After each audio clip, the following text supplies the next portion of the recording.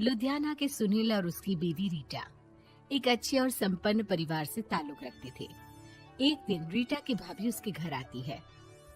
रीटा, तुझे तो पता है तेरा भाई कुछ नहीं करता, ऊपर से 2 बच्चों की जिम्मेदारी, बेटी भी बड़ी हो गई है। तू तो बुआ है, कुछ मदद कर सकती है तो कर देना।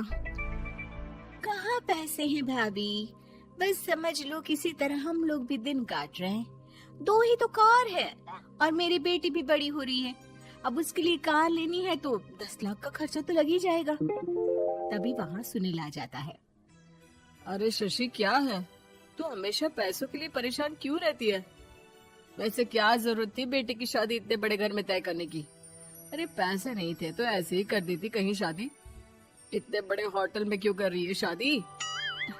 लेकिन यहाँ तो मामला शादी का है, डेट तय है। दरअसल तेरे भतीजे के पीएफ के पैसे आने हैं, पर उसमें देर हो रही है। जैसे ही पैसे आ जाएंगे मैं तेरे अकाउंट में डलवा दूंगी। ठीक है, हम लोग सोचकर बताएंगे। तभी वहाँ भतीजा आ जाता है। फूफा जी, आप लोग ही मदद कर सकते हैं, वरना तो कैसे काम होगा समझ में ही नहीं आ रहा। मैं वादा करता हूँ जैसे ही पैसे आ जाएंगे मैं आप लोगों को वापस कर दूंगा। हाँ भाई, ठीक है।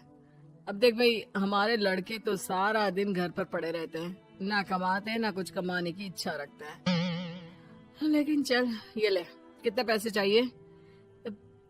जी 4 लाख रुपए। ठीक है, लेकिन पैसे ध्यान से वक्त पर वापस लौटा देना। सुनील मुसीबत के वक्त बीवी के भतीजे की मदद तो कर देता है, लेकिन उन लोगों के जाने के बाद देख ले रीटा, तेरे मायके वालों ने मांगा तो दे दिया, वरना इन लोगों का मुझे कोई भरोसा नहीं है। अरे क्यों भरोसा नहीं है?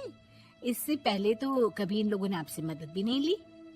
हाँ, ली तो नहीं, लेकिन पैसे की किल्लत ही रहती है ना इन लोगों के पास। अरे ठीक है ना, नहीं लौटा पाए तो भतीजे के ससुराल से निकाल देंगे। सुना है बड़े घर में शादी हो रही है। सुनील और रीटा पैसे तो दे देते हैं, लेकिन अगले रोज ही। हाँ भाई साले साहब, क्या हाल है? ठीक हूँ जीजा जी। क्या बात है, सालों बाद आपका फोन, जरूर कोई बात होगी, बताइए ना। अरे वो तेरी बड़ी भाभी आई थी, बेटी की शादी कर रही है ना, तो पैसे लेने के लिए मैंने दे दिए 4 लाख। सोचा भाई किसी गरीब की बेटी की शादी हो रही है, पुण्य मिल जाएगा। अच्छा किया जीजा जी, उनका बेटा बहुत मेहनती है, जल्द ही लौटा भी देगा। वहीं रीटा भी फोन करके हर किसी को पैसे देने की बात करती है। रीटा की भाभी शशि के पास उसके भाई का फोन आता है। तूने सुनील से पैसा लिया है क्या? नहीं भाई, सिर्फ बात की है, बोल तो रहा है कि दे देगा। वो लोग मदद करने वालों में से नहीं है, और मदद कर भी दे लेकिन समाज में गा गा कर हालत बुरी कर देते हैं। अब गाने दीजिए ना भाई, मैं क्या कर सकती हूँ, मेरे पास कोई ऑप्शन भी तो नहीं है। बेटी की अगले हफ्ते शादी जो है। शशि की बेटी की शादी हो जाती है, लेकिन शादी के 1 महीने बाद ही सुनील का फोन भतीजे के पास आता है। हाँ भाई, शादी तो हो गई हम लोगों की दुआ से। अब देख, ऐसा ही फायदा होता है पैसे वाले रिश्तेदार हो तो। तेरे वक्त पर हम कैसे खड़े हो गए थे, लेकिन अब पैसा लौटा दे भाई। जी, मैंने पीएफ के लिए अप्लाई कर दिया था, उसकी नोटिफिकेशंस मैं आपको भी भेज देता हूँ। मुझे लगता है 10 दिन में पैसे आ जाना चाहिए। जैसे ही पैसा आएगा मैं आपके अकाउंट में डाल दूंगा। और ना जी ना, कोई नोटिफिकेशन नहीं चाहिए, पैसा चाहिए, पैसा। ठीक है अंकल, बस 10 दिन का समय दे दीजिए। अभी हफ्ता भी पूरा नहीं होता कि भतीजे के पास उसके गांव के दूर के चाचा का फोन आता है।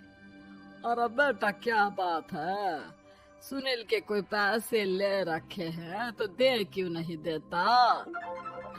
हाँ चाचा जी, बात तो हुई थी, 10 दिन का वक्त मांगा है, उम्मीद है हो ही जाएगा। अरे फोन कर रहा है, रोज बता रहा था कि बेटी की शादी में मदद की थी।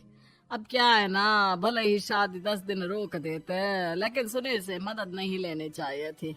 याद है ना, मधु की मदद करके कितना बदनाम कर दिया था उसने पूरे घर को सोसाइटी में। हाँ चाचा जी, मैं भी यही सोच रहा था कि उन लोगों से मदद नहीं लेनी चाहिए थी। कई लोगों के फोन आ चुके हैं। वही रीटा अपनी भाभी को फोन कर देती है। क्या है भाभी, कब पैसे लौटाओगी? पता है ना ये कितना बोल रहे थे, तुम्हारे बोलने पर मैंने पैसे दिए हैं। भाभी अब तो आपके बेटे की कार बेच दो और हम लोगों के पैसे दे दो। अरे लेकिन रीटा, बात तो 3 महीने की हुई थी ना, अभी तो 2 महीने भी नहीं हुए पैसा लिए, थोड़ा तो सब्र करो। नहीं नहीं भाभी, वैसे मेरा बेटा टिक्कू आ रहा है आप लोगों के घर रहने के लिए, उसको अच्छे से खिलाना पिलाना, समझी? भाभी को समझ में नहीं आता कि वो क्या करे। वो बेटे से बात करती है। अरे माँ, इन लोगों से मदद लेकर सच में बहुत बड़ी गलती कर दी। मुझे खुद समझ में नहीं आता कि कैसे इन लोगों के पैसे जल्द से जल्द दे दूं। तभी डोरबेल बजती है और रीटा का बेटा टिक्कू घर में आता है। आओ बेटा, मामी के घर पहली बार आए हो रहने? आप पापा बोल रहे थे कि आप लोग पैसे का ब्याज तो दे नहीं पाओगे, तो तब तक मैं यहीं रह लूं। और हाँ, मैं एसी के बिना नहीं सो पाता। आप लोग अपना देख लेना और पैसे जल्दी लौटा देना, क्योंकि मैं थोड़ा जल्दी जाना चाहता हूँ। रीटा का फोन शशि के पास आता है। भाभी, पैसे कब तक दोगे? बेटे की विदाई के बाद शशि के घर का माहौल बिल्कुल बदल जाता है। वो हर वक्त बेटे से उसके पीएफ के पैसे पूछती, और पीएफ यानी कि सरकारी काम। आजकल में पूरा 1 महीना और बीत जाता है। भाभी, मैं और ये अमेरिका जा रहे हैं, घूमने के लिए पैसों की बहुत जरूरत है।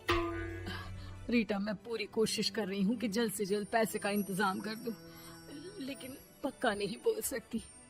तभी सुनील का फोन भतीजे के पास आता है।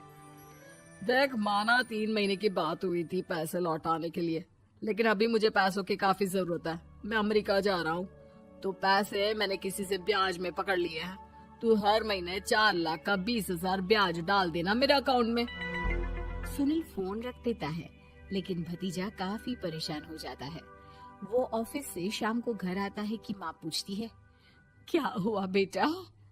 बेटा माँ को सारी बात बता देता है। माँ भगवान के सामने हाथ जोड़कर खड़ी हो जाती है और रोने लगती है कि तभी बेटे का मोबाइल पर मैसेज बजता है। माँ, पीएफ के पैसे आ गए। और वो ऑनलाइन ही सुनील के पैसे वापस कर देता है। भला हो भगवान का। लेकिन आज एक बात तो समझ में आ गई, मदद हमेशा उन लोगों से लो जो मदद के बदले आपसे मदद में दी गई रकम ही वापस लें, ना कि समाज में आपकी इज्जत।